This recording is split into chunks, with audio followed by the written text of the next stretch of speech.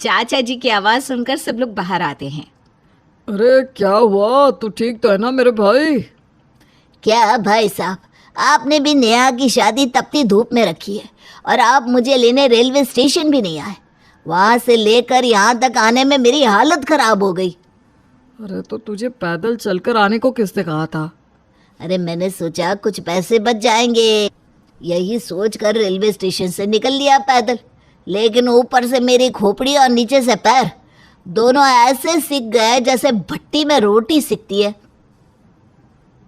चाचा जी, जब मौसम इंसान का साथ ना दे रहा हो तो उसे कंजूसी नहीं करनी चाहिए।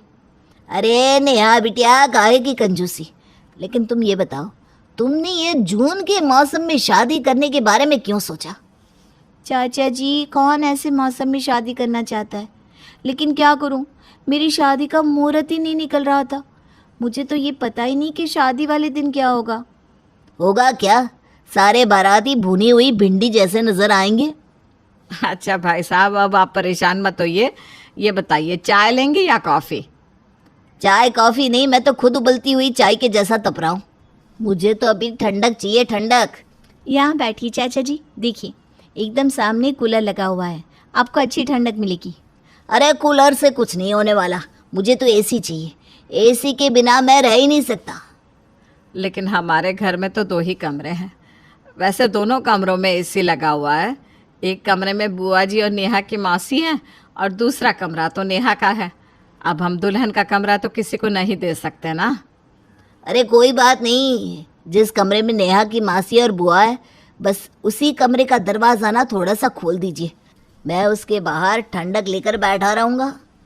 अरे लेकिन ऐसे कैसे भाई साहब, थोड़ा अजीब लगेगा ना। अब लगता है तो लगे अजीब, थोड़ी ठंडक मिलेगी तो जिंदा रहूँगा ना, वरना तो सर से लेकर पैर तक पसीना ऐसे बह रहा है जैसे पहाड़ों से नदी बहती है। कुल मिलाकर वर्मा जी के घर का माहौल बहुत फनी हो चुका था। एक तरफ बुआ जी और मौसी का झगड़ा चल रहा था तो दूसरी तरफ उन्हीं के कमरे का दरवाज़ा खोलकर चचा जी भी दरवाजे के पास बैठकर ठंडक ले रहे थे। इसी तरह करते कराते शादी का दिन आ गया। शादी वाले दिन लोगों की गर्मी से हालत खराब थी। नेहा जैसे ही मेकअप करवाकर अपने घर वापस पहुंची और उसने आईने में अपनी शक्ल देखी तो देखती ही उसका सारा मूड खराब हो गया। देखो ना मम्मी, मेरा सारा मेकअप बह बह कर गिर रहा है। मेरा दूल्हा तो मुझे देखकर ही भाग जाएगा। मैंने तो तुम्हें पहले ही कहा था।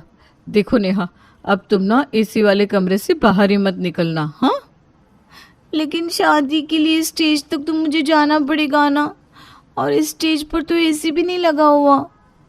फिर तो पता नहीं तुम्हारा क्या होगा।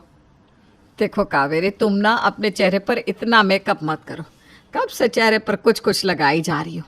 अरे पसीने से सब कुछ बह गया ना तो बहुत डरावनी लगोगी, कोई पहचान भी नहीं पाएगा तुम्हें। क्या जीजी, एक तो आपने इतने गर्म मौसम में शादी रख दी, ऊपर से मेकअप करने के लिए भी मना कर रही हो। अब आप ही बताइए ना, बिना मेकअप के मैं कैसे रहूँगी? बेकार की बातें छोड़ो, बारात आ गई है। नेहा की बारात तो दरवाजे पर आ गई थी, लेकिन वहां मौजूद सब लोग बुरी तरह से पसीने से भीगे हुए थे। उधर बुआ जी कमरे से बाहर निकलने का नाम नहीं ले रही थी। बुआ जी, आपको कमरे से बाहर तो आना ही पड़ेगा। देखिए, शादी की कुछ रस्में ऐसी होती है जो सिर्फ बुआ के हाथ से ही होती है। अब अगर बाहर नहीं आई आप तो शादी कैसे होगी? नहीं नहीं नहीं नहीं, मैं बिल्कुल बाहर नहीं आ सकती। एक तो इतनी भारी सिल्क की साड़ी, शादी के कपड़े, जेवर, ऊपर से बाहर की गर्मी। नहीं नहीं नहीं, मैं बाहर नहीं आ सकती। अरे तो बुआ जी, आप ये हल्के कपड़े पहन लीजिए ना और जेवर कम कर दीजिए। अगर किसी ने मुझे ऐसे हल्के कपड़े और कम जेवर में देख लिया तो? लेकिन बुआ जी, आप कमरे में बैठी रहेंगी तो आपको भारी जेवर और भारी कपड़ों में भी कोई नहीं दिखने वाला। तभी कावेरी भी परेशान होती हुई वहां पर पहुंचती है और अपनी हैवी साड़ी उतारने लगती है। अरे कावेरी, ये क्या कर रही हो तुम? दीदी, मैं तो शॉर्ट्स पहनकर शादी में आने वाली हूँ। ये इतनी भारी साड़ी पहनकर तो मुझसे बाहर नहीं आया जाएगा। दीदी प्लीज़, आप ना परफ्यूम के पैकेट लेकर चलिए। सारे बाराती ना पसीने की बदबू मार रहा है। तभी वहां पर चाचा जी आ जाते हैं। भाभी देखिए, छोटे भाई की जो भी रस्म है वो मैं सुबह के वक्त निभा दूंगा। सुबह थोड़ी ठंड तो रहती है, इस टाइम ना बहुत गर्मी है। अपने रिश्तेदारों की ये हालत देखकर मिसेस वर्मा परेशान होकर अकेले ही बारात के स्वागत के लिए पहुंच जाती है, लेकिन वो देखती है कि वहां पर दूल्हा और बाकी के सारे बाराती गायब थे। अरे ये क्या, सब लोग कहाँ पर चले गए? सब लोग अपनी अपनी गाड़ियों में एसी चलाकर अंदर बैठ गए, कोई बाहर आने को तैयार ही नहीं है। अरे लेकिन अगर कोई बाहर नहीं आएगा तो शादी कैसे होगी? कम से कम दूल्हे को तो बाहर बुलाना ही पड़ेगा ना। मैं जाकर हमारे दामाद जी से बात करने की कोशिश करता हूँ। मिस्टर वर्मा अपने दामाद वरुण की कार के पास पहुंचते हैं और कार का दरवाजा खटखटाते हैं। क्या हुआ ससुर जी, कोई ज़रूरी काम था क्या? अरे कैसा सवाल कर रहे हैं आप? आपकी शादी मेरी बेटी के साथ होने वाली है और आप कह रहे हैं कि कोई ज़रूरी काम था क्या? देखिए ससुर जी, मैं नेहा से शादी करने को तैयार हूँ, लेकिन शादी ना इस कार के अंदर ही होनी चाहिए। बाहर गर्मी में आकर मैं शादी नहीं कर सकता। लेकिन दामाद जी, इस तरह कार के अंदर कोई शादी थोड़ी ना होती है। नहीं नहीं, नेहा से शादी इसी शर्त पर करूँगा कि हमारी शादी इस कार के अंदर हो, और बाकी की रस्में ना हम अच्छा मौसम देखकर निभा लेंगे। देखिए दामाद जी, आप जिद कर रहे हैं।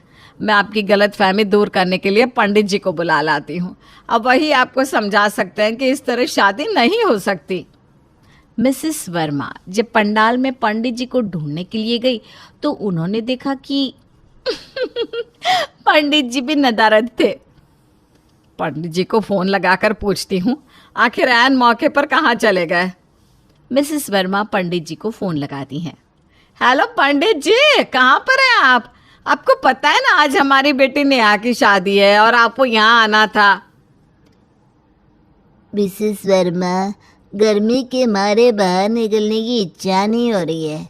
एसी कैब बुक करवा कर आया था और उसी कैब वाले को ज़्यादा पैसे देकर मैं उसी के अंदर बैठा हुआ हूँ। अरे लेकिन आप है कहाँ? आपके घर के ठीक बाहर। अब वहीं आ जाइए। पंडित जी की बात सुनकर मिसेस वर्मा पंडित जी की कैब के पास जाती है। पंडित जी ज़रा बाहर तो आइए। देखिए ना, हमारे दामाद जी एसी कार से बाहर निकलने को तैयार ही नहीं है। कह रहे हैं कि वहीं पर शादी करेंगे। अरे तो क्या गलत कह रहे हैं भाई? ऐसी आग बरस रही है आसमान से, इसमें शादी तो क्या, मैं किसी का हैप्पी बर्थडे मनाने से भी मना कर दूंगा। और इस तरह से नेहा की गर्मी वाली शादी सब लोगों पर पड़ी बहुत ही भारी।